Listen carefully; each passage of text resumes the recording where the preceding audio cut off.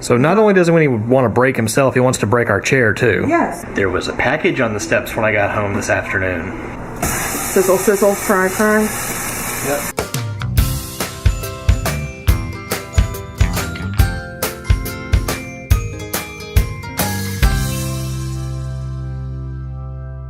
Good morning.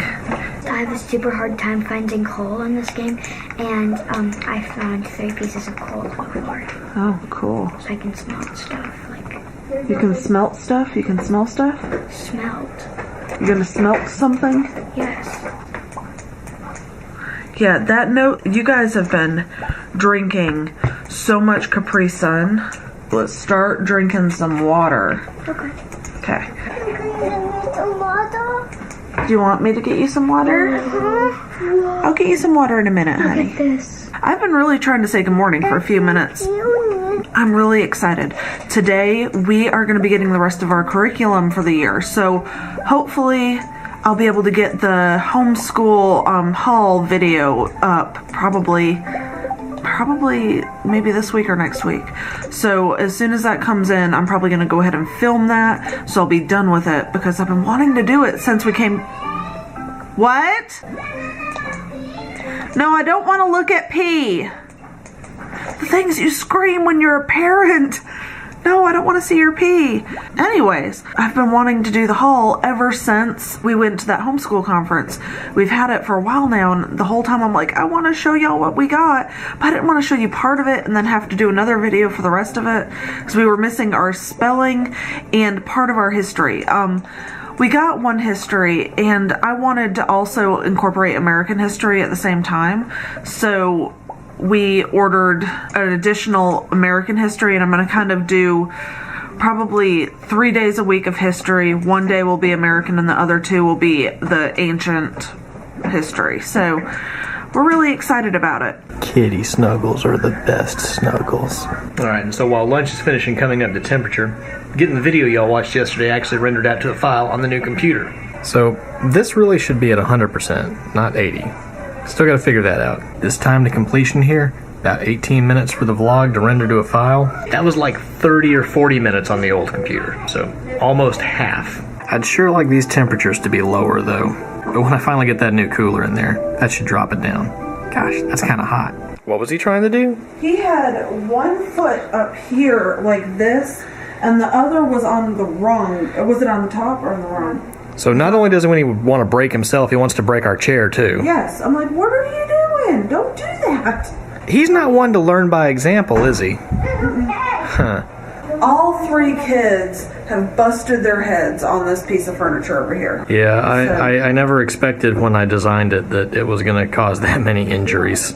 Like, both the girls bit... Did he bite his tongue too? I don't remember what he did. Both the girls stood on a ball in front of it at one point in time, and... of course, what do balls do when you stand on them? Not good things. So that rolled out from underneath them, and they hit their chin, like on this. Or the second shelf. Or on the second shelf, and bit their tongues really bad. My tongue was cut a bit. Yeah, you took a pretty good bite out of your tongue. Yeah, I remember it. Every day, it's something really weird with this little boy. You never know what he's gonna do. What is that? And that, and that, and that? It's just toilet paper. Why is there wet toilet paper splattered on my walls? It's a number going really fast. It's a number going really fast? I'm gonna go fast. Luke, I don't even know what to say. Don't throw wet toilet paper at the walls. Lauren, you never did stuff like this, ever. Nope. Okay.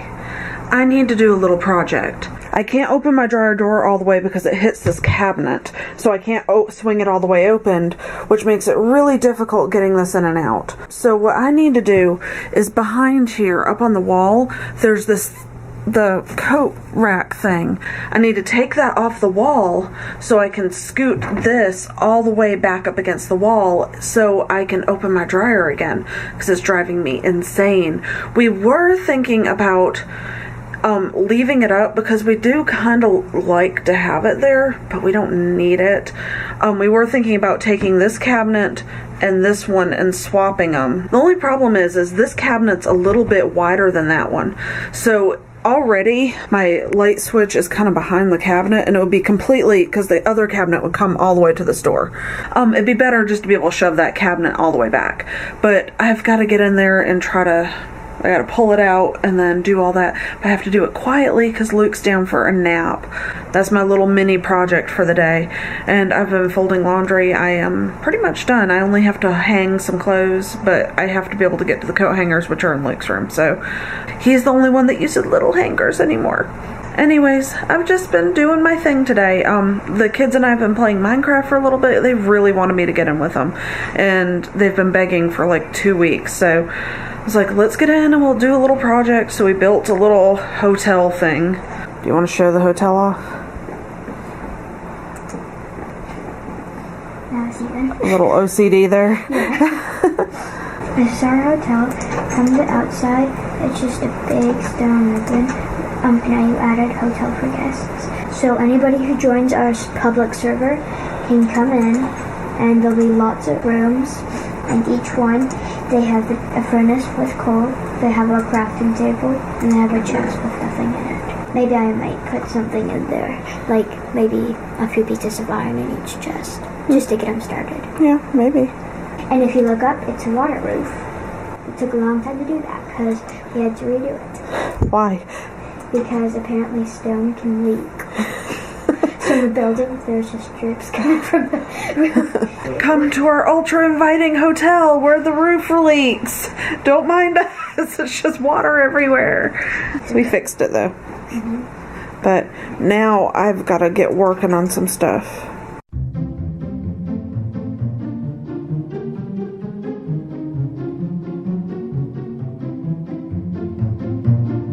So now I have it down, it's all off. I'm going to be able to push it against the wall. Luke's in a bit of a cranky mood right now because he refused to get on the potty after his nap. And he doesn't always like to go potty right after a nap, but he needs to because otherwise he'll have an accident. Let's see how far back I can get this thing now. There was a package on the steps when I got home this afternoon. These are yours, and these are yours. So here will be your spelling list. And then you'll have 2 room words, ones that I want you to do. So Monday's homework would be this. And then on Friday you do a test. That doesn't seem too hard, does it? It looks pretty straightforward too, which is good. Because that means they can kind of just work on it. So we spent a very long time when we went to the homeschool convention. Gosh, that's been a couple of months now, hasn't it? Looking at spelling curriculums, and finally came on this one. Lisa found it on a couple. I think we looked at it. Kathy Duffy. Yeah. Actually, is where I found it. Okay. I think we saw it when we were there also, but it took a while to kind of settle in and pick one.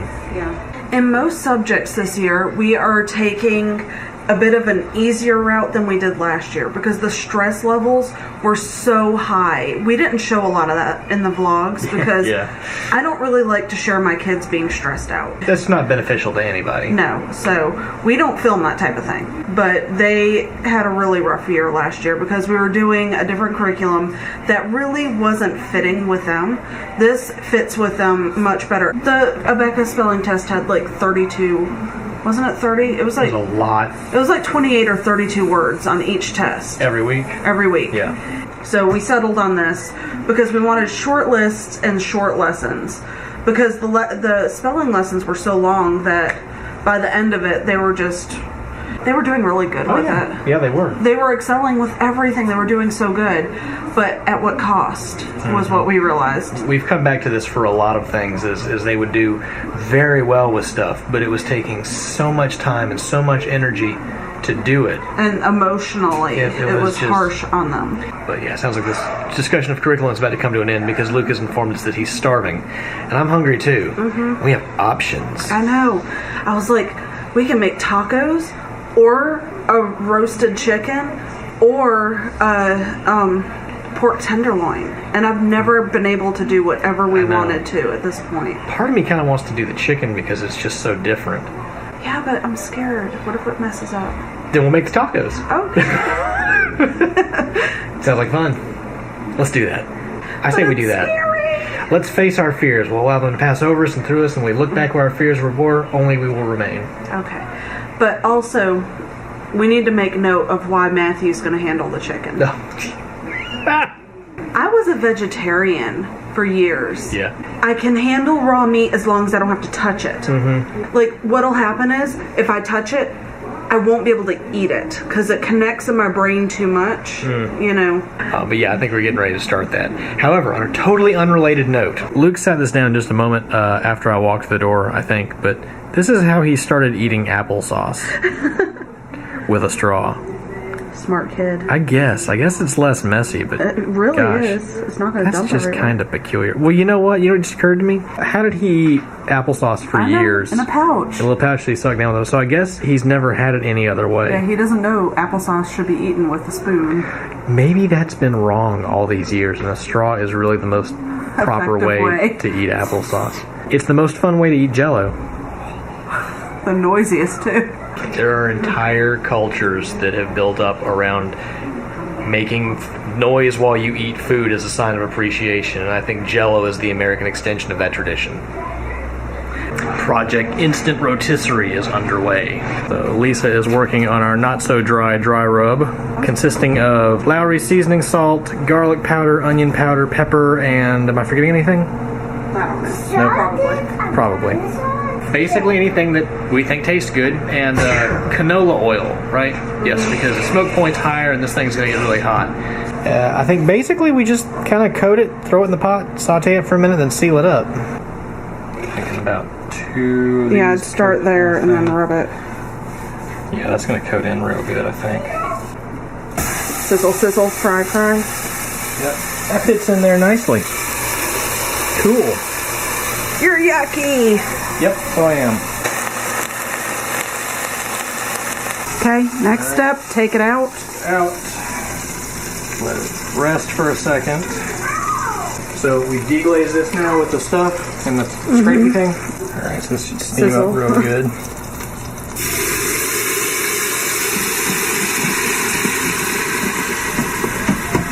And now the trivet goes in there. If we lost this and had to go look for it, would it be a trivial pursuit? It's definitely steaming in there. You ready? Yep, put it in. Alright. Okay. Manual pressure? Oh, okay. It does Let it. me just wait, yes. So now until the little turkey popper thingy comes down, until it says it's done, essentially, until the pressure is normalized, we don't touch it. So, yeah. So the pressure has released after resting about 18 minutes after the 25-minute cook time. We're getting ready to open this thing up and see what it looks like. Looks like a rotisserie chicken. Smells good. Carefully. That's the chicken. So now I'm thinking about taking this goody stuff down in there and making a gravy with it. Do you want me to try it? Yeah, you want to try it? We don't have to have it as part of the meal, so if it doesn't work, no loss whatsoever. Okay. So we have green beans with some bacon in it going, and we have whatever this thing is. What is it? Yellow rice. Yellow rice. So I'm going to turn this to saute. And let's see what I can do with this stuff.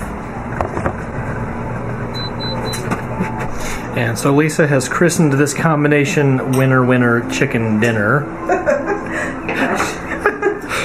And so like she said, she's attempted to make some gravy, which we haven't made out of this before. I think it's come out more of an au jus, but you know what? It's also tasty, and it'll be good on my chicken, so I don't care what it looks like. That looks awesome there. And it could be thickened a little bit more, and I think if I added like a can of cream of soup of some sort, it would have. Yeah, that'd probably work too. But made again, it better. I think I'm just going to pour it on my plate and just dip in it. That's what I'm thinking too. Yep. Let's just say I wasn't doing all that tonight. No. Because we're just trying a new recipe, and I didn't want to go crazy. Yep. Let's eat. Yes.